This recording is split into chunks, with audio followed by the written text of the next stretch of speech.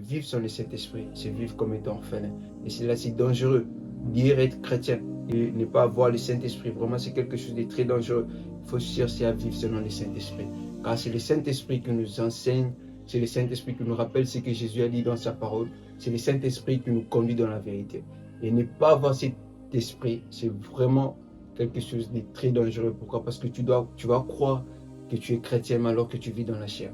Et donc la Bible nous fait comprendre une chose, c'est que celui qui vit selon la chair n'a aucun héritage dans le royaume de Dieu. Mais celui qui vit par l'Esprit, c'est celui-là vraiment qui est un enfant de Dieu.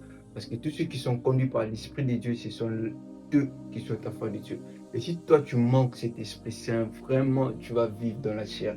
Le Saint-Esprit est celui qui produit en nous l'amour. Le Saint-Esprit est celui qui vient vivre avec nous. Donc aujourd'hui, j'aimerais juste qu'on comprenne que le Saint-Esprit, c'est lui qui nous aide dans notre vie chrétienne. Sans le Saint-Esprit, tu ne pourras pas aller loin. Sans le Saint-Esprit, tu ne pourras pas faire la volonté de Dieu. Sans le Saint-Esprit, tu ne pourras pas vivre comme Dieu le veut. Alors je t'encourage aujourd'hui à avoir une intimité avec le Saint-Esprit.